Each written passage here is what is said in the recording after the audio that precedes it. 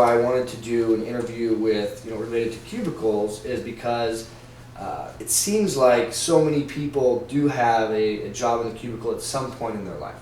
So can you tell me a little bit about your experience and where you've come from, from now you have your own business, but kind of the history with your cubicle experience?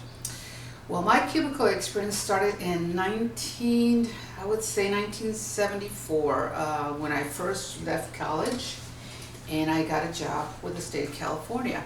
At that time, it wasn't a cubicle, it was an office, but after I moved to another department, maybe 3 years after that, I moved into a big office space, which is a large building with cubicles.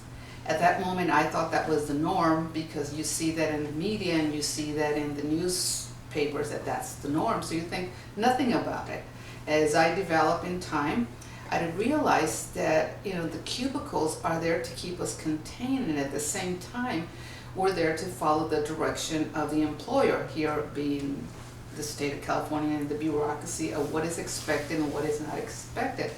And as time went on and I developed and I was into the self-development of myself, and then I realized, I would say maybe 8 to 10 years, once I got more into the self-development, I said, you know what? Something's not right here. Something's Right. not right here. Right. So you worked in the cubicle, well, let's touch on that for just a second. You think from out of college, it seems so typical. Like I came from college directly into cubicle. What do you think is the belief that that's the right job, or the stable job, or Yes. Why do you think that is? Well, because when we're growing up, we're asked to work hard, go to school, get a good job, and that's going to secure you and you're going to live happily ever after. Is that a reality? Yay! No, I discovered later on that is not the truth, but we are all encouraged. We hear this, our growing up. Work hard, go to school, get a good job, be secure, and get good pay, and you'll be okay. Yeah. And so we don't make a fuss too much about the cubicle because this is the place that we're in station. So we should be grateful about it. Right. Instead of not, but as we develop ourselves, I think we start questioning that. It's until we get into our own self-development that we start questioning that. Because before it's just the path, the right way to go. That's the right way. We don't question it. It's until we start knowing more about ourselves and our self-awareness that we question, what am I doing here? What am I doing here? And realize we have more potential. Right. Like myself, I realized a couple of years before I left, there's more here that wants to speak out. There's more that wants to develop. There's more here that feels like it's inside, but it's not coming out.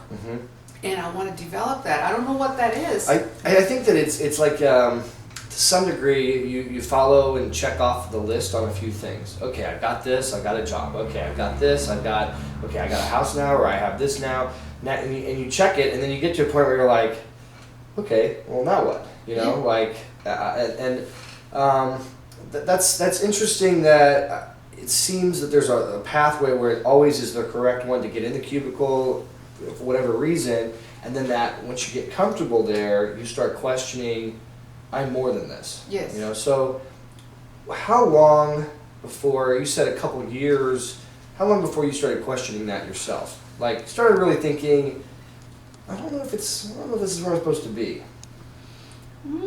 I would say within the last 5 to 8 years, when I did a lot more studies, just to self-development myself, involved in different studies, seminars. So you still stayed in the cubicle for how many years? After that, I would say 5 to 8 years because it was safe, it was secure, and I didn't know there was other possibilities until I started more exploring that more about other possibilities. So on your journey, it's funny that we say safe because we think that, but do you think it's safe now, to still work for?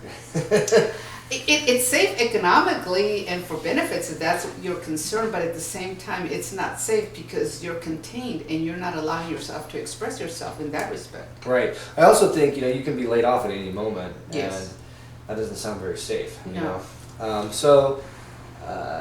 let's talk about when you were starting the transition. Did you start your own company and then gradually build some clients before you took the time off? Did you have a certain plan? Did you have money? Like, what was your exit strategy, and how long did it take you to actually, come up with the strategy and actually implement it?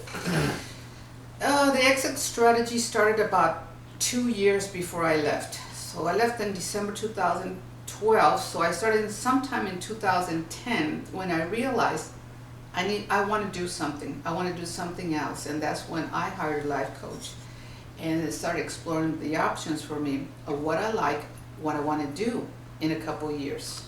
And so we started exploring different options for me, my strength, what I like, what I enjoy, my passions, and realized I wanted to start something else because I enjoy working with people. Part of my job as a team manager, the part that I like was working with individuals, helping them solve problems, helping them look at possibilities of what's next for them within the work or even outside the work. And so that aspect I liked, and so knowing that life coaching was part of that, I decided that's the field that I'm going to go into. Cool. And that's when I started the process, the action of being involved with a life coach, enrolling in a life coaching training for a year. And during the time that I enrolled during the training, I also started my business in 2011, enrolled several clients part-time, was working with clients part-time as I was employed. And then realized in 2012, when I completed my studies, that my job was getting in the way. Mm-hmm. Getting in the way. How do you handle fear? Fear is one of those things that comes and goes, and one of the things that I remind myself is of the courage that I have, that I'm committed to. This is my year of freedom, and I'm choosing that this year. Very cool. Very cool. Thank you very, very much You're welcome. for coming and Well, talking thank with you us for today. asking me. When we talk again in the next interview, where do you want to be? Where do you want to be for your life? Let's just say in 5 years. Oh, Chad. And tomorrow. 5 years, I want to be in a place that I have a thriving business, I have some employees, I have ongoing groups, individual clients, training programs. I'm working with individuals, other small businesses, and perhaps other businesses where I can contribute. Awesome. Yes. Well, thank you again very much. I appreciate it. Thank you. And we'll be in touch. That was great. You did a very good job.